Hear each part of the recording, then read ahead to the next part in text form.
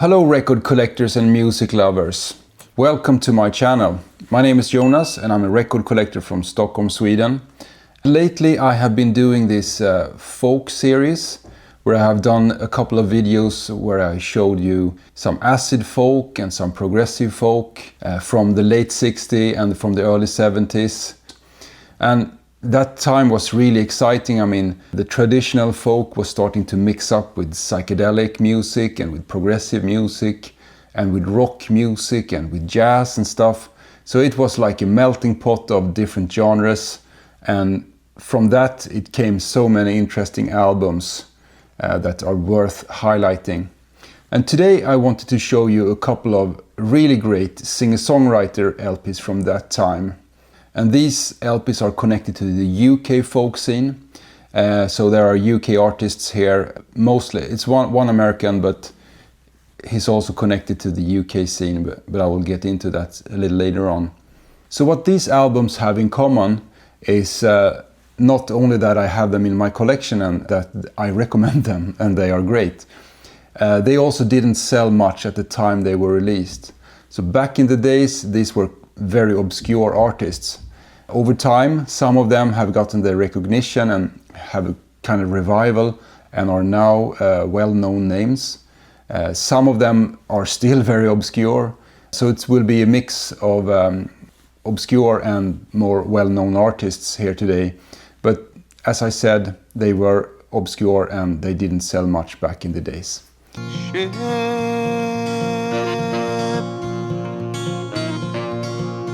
Oh, shit. I'm gonna start with a bang and show you one of the absolutely best singer-songwriter LPs from the 60s. I'm talking about Jackson C. Frank with his self-titled album from 1965. This is the very rare UK original that I have here in stunning condition. I'm gonna show you. Released with the UK flipback like this. And this album is nowadays a quite well-known album, but when this was released in 1965, very few people paid attention and bought this one. So Jackson C. Frank was an American, but this album is recorded and released in the UK, so it's more connected to the UK folk scene than to the American. But he was from Buffalo, New York. So the backstory here goes that he was in an accident when he was a young boy. There was a school fire. I think that like 15 of his classmates died in that fire. It's a terrible accident, but Jackson survived, but he got badly burnt. And that trauma that happened to him in this early age stayed with him for his whole life. Eventually this led to that he got a quite good sum of money from the insurance company. So he took his money and traveled to England, where he lived for a couple of years. And in England he started to play at the folk clubs. And during that time he was discovered, or he met Paul Simon, who also were living in England at that time. And he really liked Jackson C. Frank, and he suggested that they would record an album where Paul Simon were the producer. So they went into the studio and recorded this album. I think they recorded it in just 6 hours, and that was it. So this album is really stripped down. It's just Jackson and his guitar, and he has this like American fingerpicking style. And all his songs are very introspective, melancholic, the same vibes as, let's say, Nick Drake, but with a more American touch. So it was eventually released on Columbia Records on this like black labels, silver labels. After this album was released, it didn't sell much at all. And I mean, Jackson, he wasn't really interested in promoting it either. And at this point, he was starting to go into mental illness. But anyway, a few years later, he moved back to America. And he was starting to feel worse and worse with his mental illness, going into schizophrenia. So it's a really sad story. He lived long times in poverty, and he eventually died in 1999. And he only released this album during his lifetime. So this album really fits in the category with a lost genius that just made one perfect album. And I highly, highly recommend you to check out Jackson C. Frank. I want to be alone. I need to touch each stone, face the grave that I have grown. I want to be alone.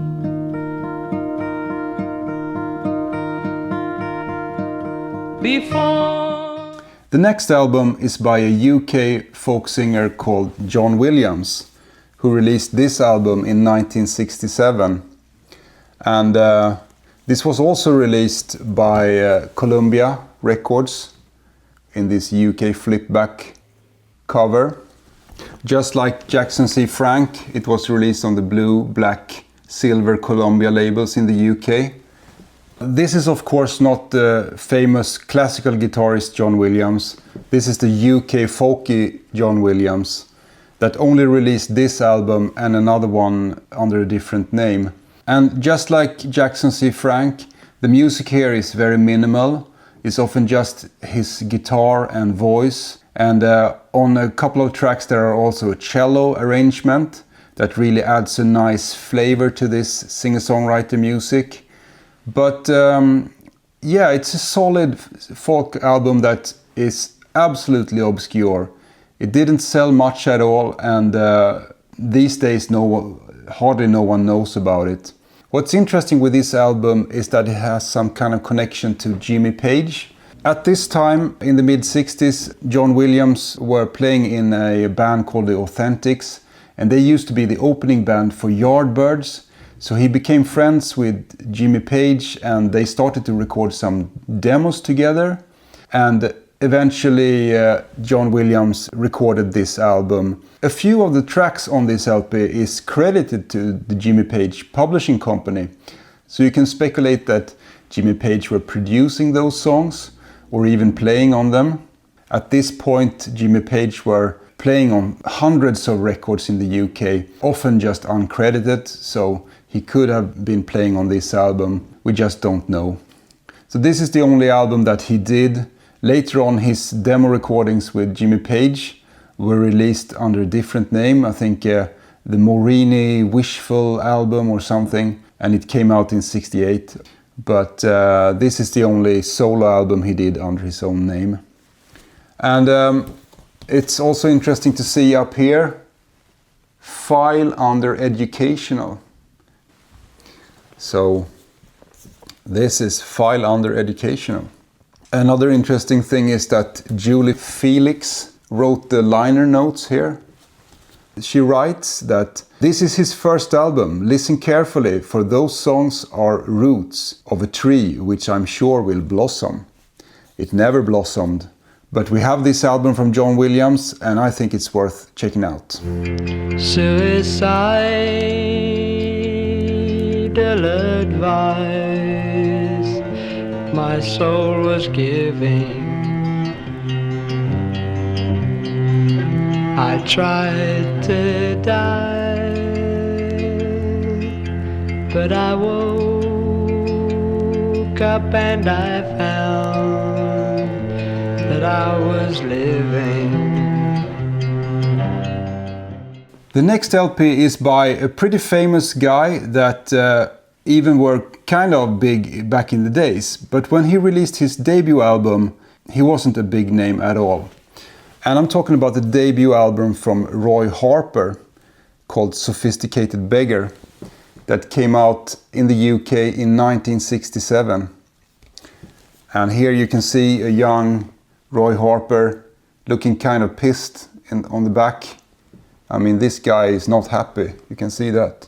This is the rare release on Strike Records, like a small indie label. And Strike has a pretty cool label design that looks like this. I mean, Roy Harper later on became quite a successful recording artist. But when this came out, he was still part of the UK underground folk scene. He was like playing the folk clubs or busking around. already at this point he had this characteristic guitar playing style, very rhythmic or great finger picking style that you can hear on his later recordings. This is mostly just him with his guitar, but this was from 1967, so he was starting to mix in some psych in the music. There are often like this kind of big spacey reverb on the tracks, and it has kind of a stoned vibe from time to time. And on some tracks he even uses some backwards recordings that makes it sounds quite trippy. As I said, mostly him with his guitar, but there are actually the last track on side 2 is with a full rock band, and that track actually features a young Richie Blackmore, who are later playing with Deep Purple, of course, but he's playing on this album. A little later on, Roy Harper signed to Harvest Records, the EMI subsidiary for progressive music. He became quite a big artist there. So EMI and Harvest decided to repackage this album and re-release it as Return of the Sophisticated Beggar. You think that it's another album, but it's actually exactly this album with a different album cover and different title, and that version is much easier to find. So this album eventually reached a bigger audience when it was re-released by Harvest. And also there's a connection to Jimmy Page on this one as well. Jimmy Page loved Roy Harper, and he even had that Hats Off for Harper song.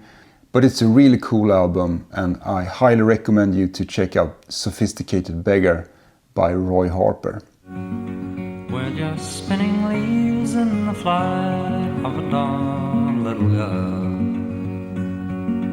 falling through an eternal horizon of time. But I'd like to think as we lie here that all we've got will be ours forever. Don't you think we're forever? Of course, I can't do a video about UK singer-songwriters without showing the biggest one of them all. And I'm talking about the debut album from Nick Drake. This is 5 Leaves Left, that was released on Island Records in 1969.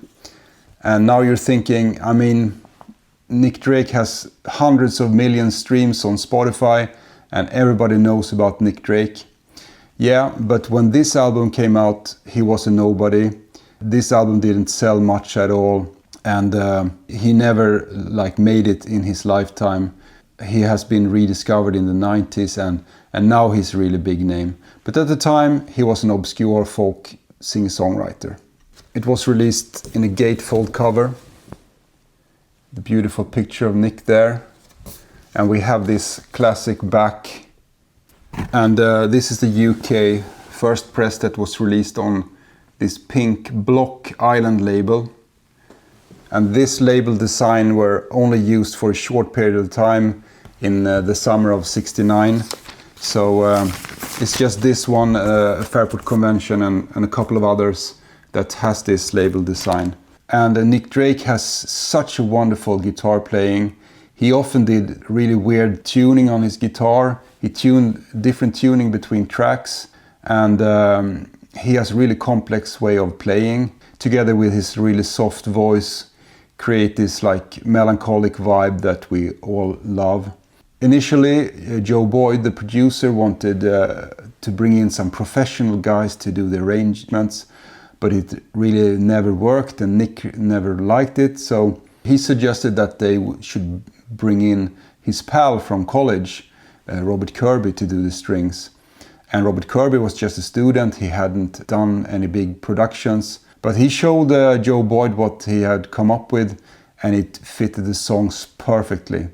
And later on, Robert Kirby became a great arranger that did arrangements for a lot of great artists, like Vashti Bunyan, for instance, and others. Yeah, we all know Nick Drake. He released 2 more albums and he died just 26 years old. Very sad and way too early. But we have these 3 albums and a couple of other recordings as well. And this is of course top tier. One of the best UK singer-songwriter albums and artists, in my opinion. And I just had to show this because, I mean, it's Nick Drake. Ocean going liner. Now we're moving into the 70s, 1970, and music were becoming more mixed up with progressive and psychedelic ideas. And I want to show an album by Mick Softley called Sunrise. This was released in 1970 on CBS Records in the UK. Released on these classic CBS labels. Yeah, Mick Softley, he was like one of the earlier UK folk artists that were like playing in the late 50s, early 60s, busking the streets, playing folk clubs. And he was like a true bohemian.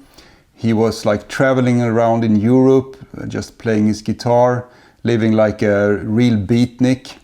And before this, he released an album in 1965 that are more of traditional folk singer-songwriter music. I should say he released a really great psych single in 1966 called I'm the Red One. But that was the only thing that he released between these two albums. And on this album he mixed up his own songs, where it's just him and with his guitar.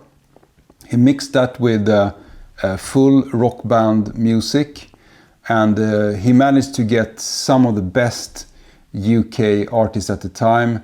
There are musicians from Fotheringay and Fairport Convention, musicians from Trees and from Manfred Mann. So he got a lot of great backing music, and you can really hear that this sounds really great and he's playing really well. Often it goes into psych. There are some songs with tablas, flute and sitar. So it's a really great kind of trippy listening. And you can see his hippy-dippy influences here, because we have Sunrise here, and on the back we have Star Rise. And if we open up this lovely gatefold, really trippy, you can see the Moonrise and Earthrise. Yeah, lovely trippy inside here. This album didn't do anything, and he released a couple of more albums in the 70s that I haven't checked out, but I think he got back to his more like folk, traditional singer-songwriter music. But this is the one that is more trippy, and yeah, check out this one. High in the sky, the eagle flies, a king on the wing, hear the eagle sing.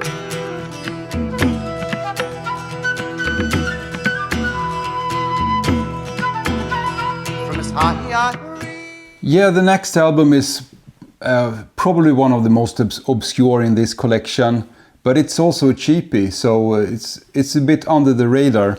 And it's Nick Pickett with his album Silversleeves that came out in 1972 on Reprise. And here you can see him on the back. This is a UK press, came out on these labels. Nick Pickett, before this he has some connections to Fleetwood Mac, and he also played with the John Dummer Blues Band on that album that they released on Vertigo called Red or Blue or whatever. I'm not really interested in that type of blues music, but this is more of a singer-songwriter album, and not all tracks are great, but some of them goes into really spacey production with like wah-wah guitars and effects on the vocals, and it's a bit like cosmic folk or something. Some of the songs really reminds me of Tom Rapp from Pearls Before Swine, where he sings about Jupiter and Mars and cosmos and stuff, and I'm a sucker for that type of music. So I think this album has a couple of great songs that are worth checking out. But nobody knows about this album, it's under the radar, and and it's not that expensive. So well worth checking out as a little bonus here. Cuttings from a newspaper read.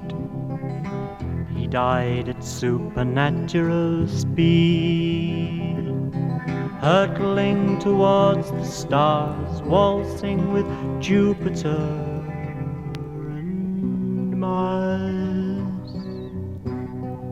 He was.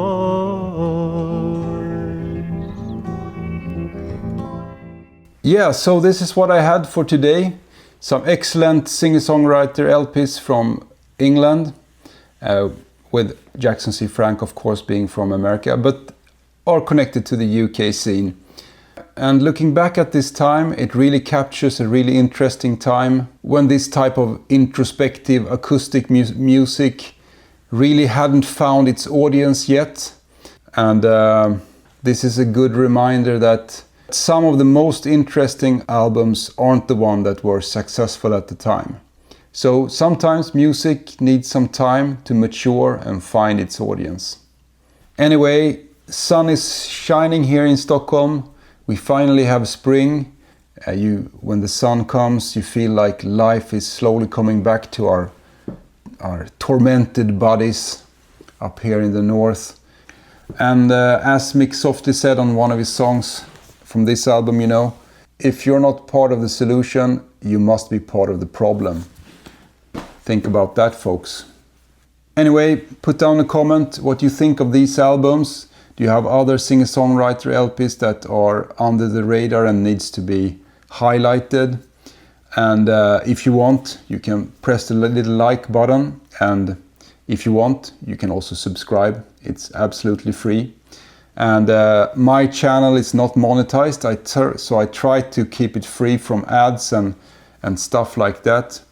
If you see ads on my channel, it's because I play music, and sometimes YouTube show ads and give to the people that owns the right for the music or whatever. Enough rambling from me. Go out in the sun, take care of each other, buy records, play music, and why don't you start your own vinyl community channel? Peace out.